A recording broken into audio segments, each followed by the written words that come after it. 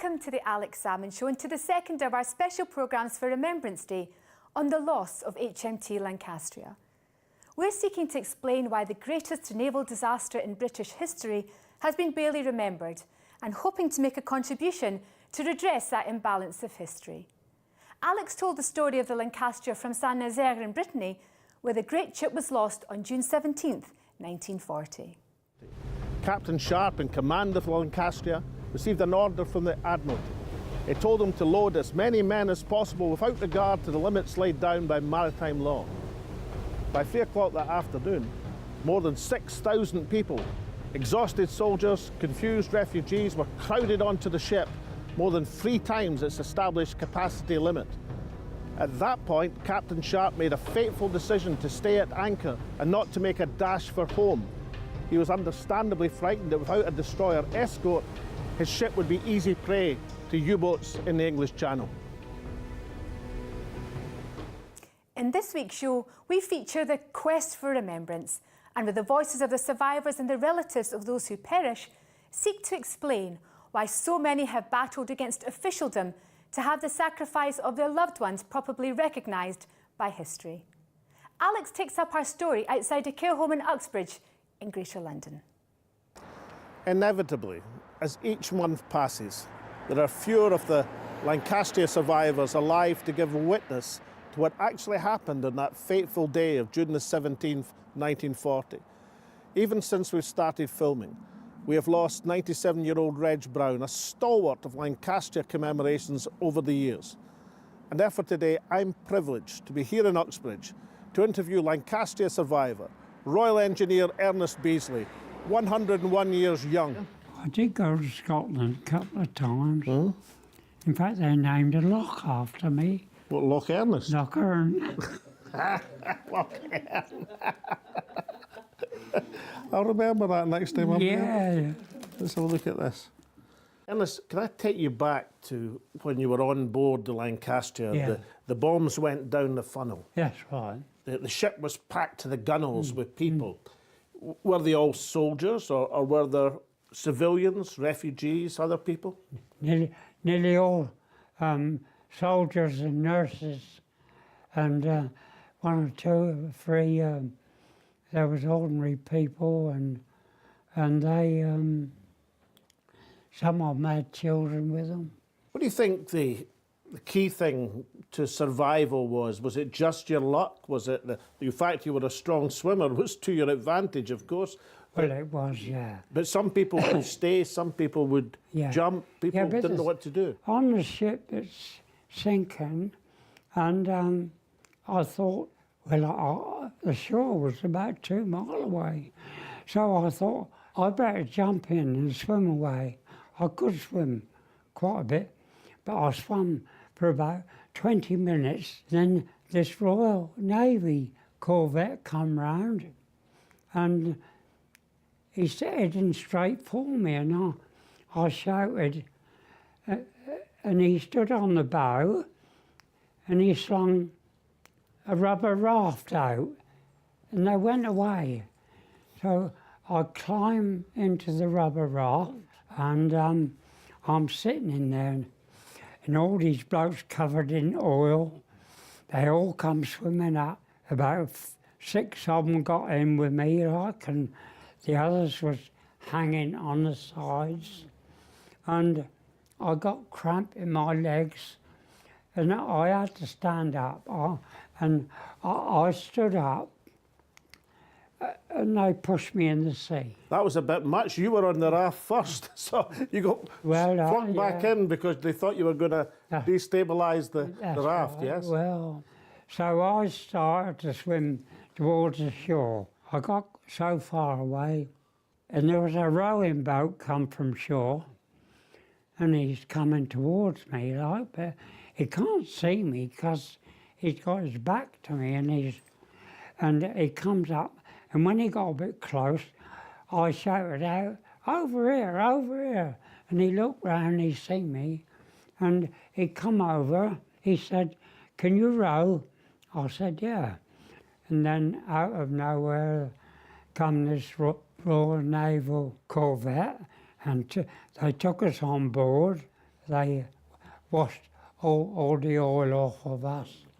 And then the other big liner that was there, the Ronsi, and this corvette we was on, he put us all on to the Ronsi, the other ship. And then we set sail for England. We land up in Plymouth, and we were isolated from other people because they didn't want to talk about what had happened. You were under orders Yeah. not to talk about how the Lancastria had gone down. That is true. When I went home and talked to my parents about it, none of them heard anything about it because they were forbidden to put it in a British paper. But the Americans, they opened up with all the details, so everybody knew.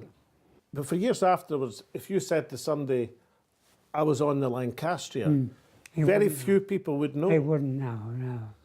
No, they wouldn't, no.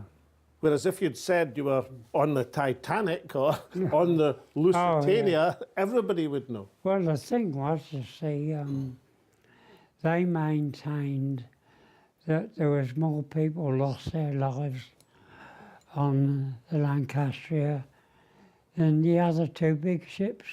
Can I talk about your medals, sir? Well, This array of medals here. Well, Because you served right through the war. I can see the King George medal. Yeah. yeah, but you see, none of them was to do with the Lancastria. All of these was what happened to me after that. Would you like to have a medal that signifies the Do Lancastria? you know what? I was going to ask you that. Somebody told me that all the survivors in Scotland Not just in was Scotland. given a medal. No, everybody was given one That's what who he said. applied. Well, And it just so happens, sir, that I have one with me. And with great pleasure, sir, oh, that's to you, That's beautiful. Ernest Beasley, That's very the nice. Royal Engineers. Yeah, It's very. my privilege to present That it is, to you. that is really nice. I certainly appreciate that. Yeah, For your service, sir. and I'm very pleased I'm here to talk to people about it. And talking so well, Yeah, oh, that was lovely. I'm so pleased. it's a privilege. Now, Ernest, I've got one more thing. That's the Lancastria medal, but this is the quaich. The quaich's a Scottish thing. You put whiskey in the quaich. Only Scots What's whiskey. it called? A quaich. It means a loving cup. So the whiskey on the quaich, then you pass it round all your friends. That's so lovely. Only your best friends. Yeah, that's very nice. I do appreciate all of that. I didn't think it would ever come to this. Well, it has, and you're And still I- here. I'd- And a good amount of whiskey, and you'll be here for a few oh, years dear. yet. And I'll think of you when I'm drinking it. The lack of recognition and acknowledgement in the subsequent years has left many survivors and relatives of victims feeling their sacrifice was worth less than the big heroic events of the Second World War. Jacqueline Tanner is one of a handful of people who was on the Lancastria and is still with us. She was just a little girl of 2.5 when the ship was attacked. Her parents, Clifford and Vera Tillier, were working in Belgium when they decided to evacuate. And I'm delighted to be joined by Jacqueline today. Welcome, Jacqueline, to the show. Tell me a bit about what you can remember. You were the age of 2.5, what you've been told about what happened and how your parents managed to get themselves and you off the ship. When it was torpedoed, they had to move. So they picked me up, and apparently I kept saying, baby here, baby here. So I was very lucky. My parents were strong swimmers. And I think they were in the water for quite a few hours. And people, or gentlemen, they gave Daddy a piece of wood to put me on so that my father could, you know, get better on that. And then when we got picked up on the Highlander, I was unconscious by then. So I'm told. So they put me in hot water, cold water, hot water, cold water, until I came round. And luckily I came round, and here I am. You did, and of course you brought with you, Jacqueline, this is a sweater. This is what you were wrapped in when you were brought round. That's right. You still the have seaman's sweater, yes. that you've looked after. And they wrapped me in that. Wrapped you in that. Yeah. And of course, at the same time, something else you brought with us today, very beautiful, is your mum's watch. Oh, mother's watch. Which, as you told me, it stopped at 4:10 on that day, on the That's 17th of June 1940. That's right. And you've got it, you've kept it, and just as it was. Yes. And you got to safety because we have a lovely picture of you with your family. This is the day after when you're back in Plymouth. Yes, yes. And here's you, Jacqueline, just little 2.5 with your dad and your mum there at That's a right. family gathering.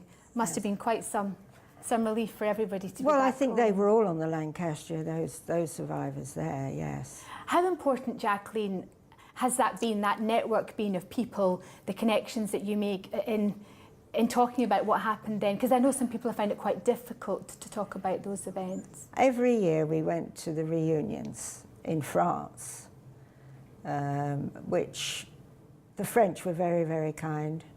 They had a Lancastria, what do you call it, stone. And so we went every year. And of course you received a medal in the ceremony at the Scottish Oh, Parliament. yes. how was that day for you, and how did that feel? Well, it was most unusual because I wasn't expecting it. Must have been a special day. And of course we have a lovely picture of you at the age of, I think, about 12, where you were at the Really? Cenotaph in London. We're very grateful and privileged, Jacqueline, that you've been able to join us today. And as a token of our appreciation, and I don't ever get to do this because it's not my name on it. Oh. But just as you received a medal from Alex, I'd like to present you with the Alex Salmond Show Quaich, which is Scarlet for Loving Cup.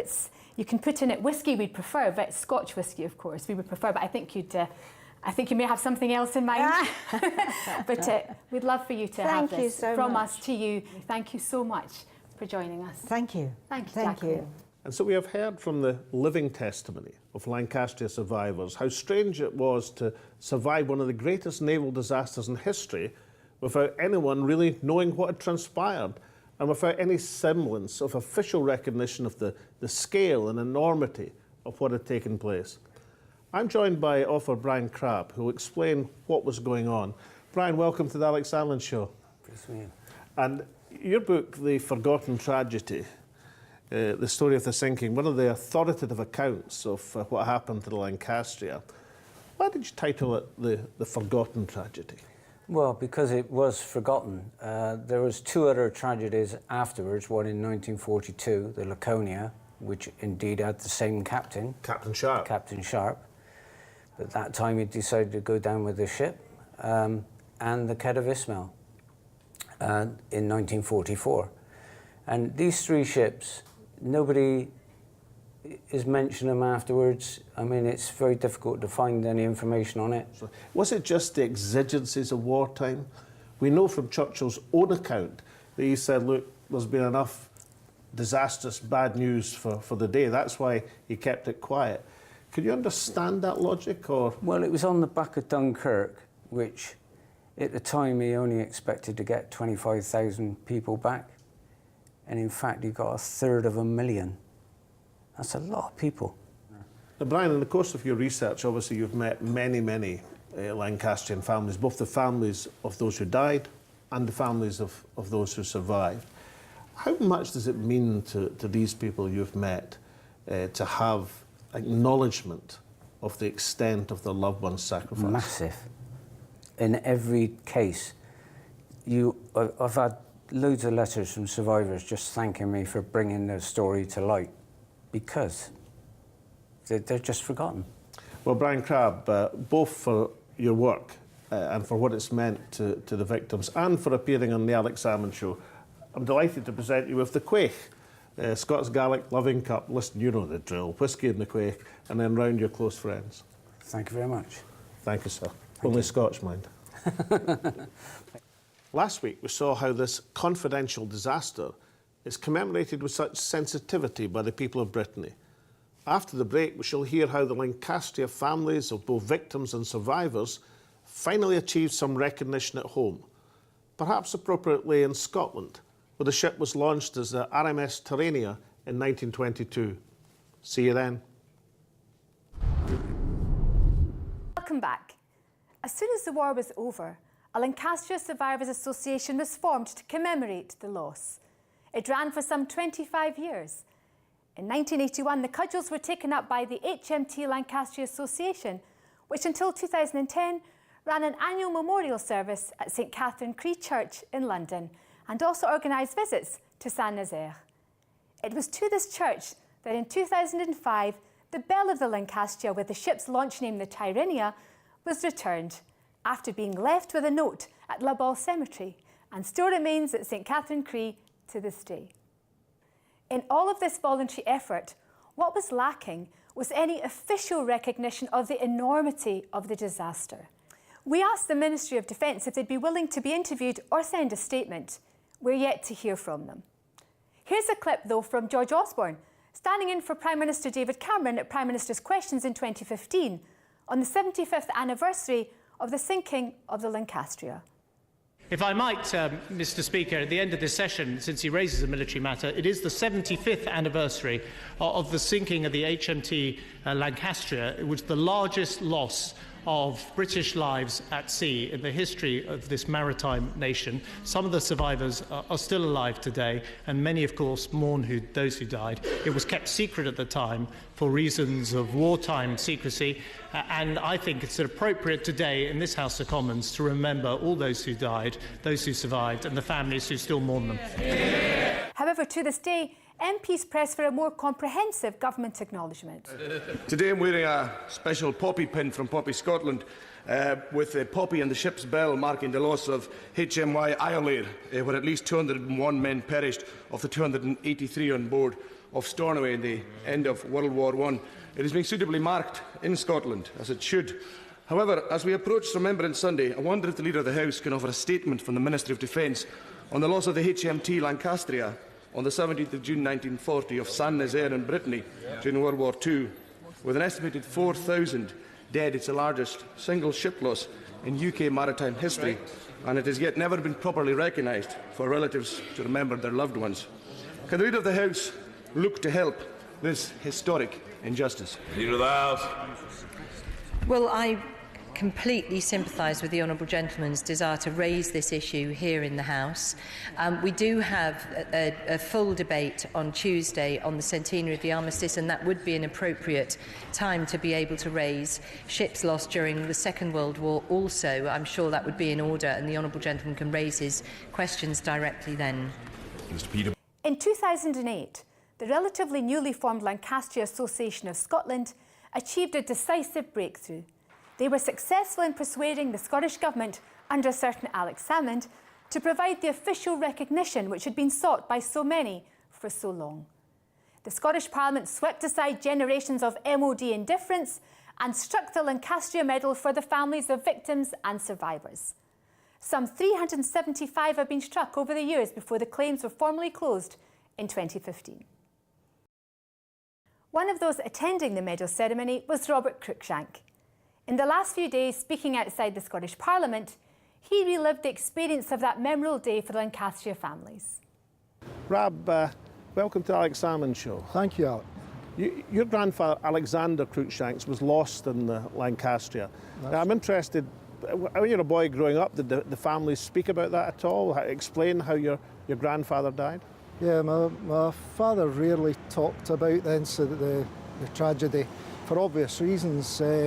But my mother gave me snippets of information, and that's the way I got information on the tragedy incident. Yeah. We grew up 2 doors down from each other. You're a bit younger than me, of course, but and my father was in the Navy in the war. I wasn't aware at all that your grandfather had been among those lost in Lancastria. I wasn't even aware of the Lancastria as an incident because it had almost been written out of history. Sure. Did it occur to you when you found out about it? That's strange. I'd never heard of the Lancastria if it was such a huge disaster. Yes, it did. I thought everybody would know about it, and even to this day, I thought more nobody knows about it really. It's quite shocking. I think the men deserve to be recognised at the highest level.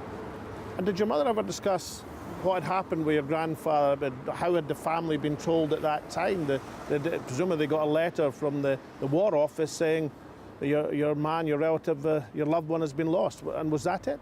Yes, it was. It was just a letter saying missing in action and no other information. It was a very stark, brutally worded letter, in my opinion. Now, of course, there was, as we now know, effectively a news blackout. What many of us can't understand is that was the exigencies of wartime, Britain fighting for its life, etc. You can almost understand why that decision was taken. Yes. What's more difficult to understand is why did that continue after the war? Why, when the danger was past, why wasn't it openly discussed then? Did you ever feel as a family, we really deserve to know what happened to our loved one? Very much so. I can't understand this. I understand there's still some letters that are being withheld from the public. I think we deserve to know. I think we've got a right to know what happened to our relatives. As I understand it, Alexander's body was never recovered. No. Is that what the family are led to believe as well? It was never recovered. No, he jumped over. A witness saw him jumping overboard, but that was the last that was seen of him. The Germans strafed the waters continuously, so I don't know if he was shot in the water or if he drowned. Well, I can say that the graves in Brittany are lovingly kept, and many of them on June the 17th, 1940 are marked known to God. Yes. And I would imagine that Alexander is among those who were lost then. That's good to know. Can I take you to the ceremony that occurred here in the Scots Parliament some 10 years ago? Yes. How did the family feel to after all these years, to finally get that medal signifying the loss of your grandfather? We were delighted. It was great to get recognition for the sacrifice, because my dad, we were put into difficulties, financial difficulties. My dad had to come down from the Highlands and work in the Lowlands, and that's why he moved to Linlithgow, and where he met my mum. So it was really appreciated that the Scottish Parliament did that. And did you keep the medal to this day? Yes, I've got it framed, along with your letter, Alec. Thank you very much. It's prized possession in my house. Well, no more medals today, but what I can give you is the quaich. Oh, that's fantastic. Listen, you know the drill. I know you know the drill. You're from Livgay. Aye. So whiskey and the quaich, and round family and friends. Tell you what, I'll have that tonight. Thanks, Alec. Thank you so much. Much appreciated. A disaster which touched the lives of so many inevitably leads to many coincidences. As Alex was filming outside the Scottish Parliament with Robert Cruikshank, he was approached by a French visitor from Saint-Nazaire who wanted to add his condolences. There is no doubt that history's hidden disaster touched the hearts of the people of Brittany. Michel Leneur, you've come to visit the Scottish Parliament with your wife, and you're from Saint-Nazaire in Brittany. Tell me, what does the loss of the Lancastria mean to the people of Saint-Nazaire? Je vis à Saint-Nazaire depuis plus de 60 ans. I've been living in Saint-Nazaire for more than 60 years. The tragedy of the Lancastria was a disaster that the people from Saint-Nazaire also lived through. It has been for them a really big memory, a terrible memory, to see that tragedy during the war, to see the dead people of the Lancastria on the beaches. It was very difficult for them and also for France. Du Lancastria sur les plages, et c'était très dur pour eux, et donc c'est une très grande tragédie également pour la France. Michelle, thank you very much, sir. The 2008 medal ceremony at the Scottish Parliament was followed up in 2011 by a memorial built on the grounds of the Golden Jubilee Hospital in Clydebank, on the very site where the old draftsman office once stood off the Clyde shipyard, where the Lancastria was launched in 1922 as a Tyrrhenia. As ever in this story, the funds for that memorial were raised by the people, by the Lancastria Association of Scotland. And it's here on the banks of the River Clyde that our story has its beginning and its end. This is where the Lancastria was born as a Tyrrhenia in 1922. The name was changed a few years later because American guests found it difficult to pronounce. And just a few yards from here is where the Lancastria families finally achieved their heart's desire in 2011 by having a memorial built to those who died. It's difficult not to contrast the open-hearted remembrance of the people of Brittany with the grudging admission of the authorities in these islands. And by denying remembrance, they risk two things. Firstly, if you don't remember war with all its sacrifice and casualties, then you run the risk of repeating the mistake. And secondly, without remembrance, families cannot have finality for the loss of their loved ones. The Lancastria families were denied both. And in 2011, when a requiem for the Lancastria finally arrived, it was a people's requiem. Perhaps Robert Louis Stevenson said it best. Under the wide and starry sky, dig the grave and let me lie. Glad did I live and gladly die, and I lay me down with a will. This be the verse you grave for me. Here he lies where he longed to be. Home as a sailor, home from the sea, and a hunter, home from the hill.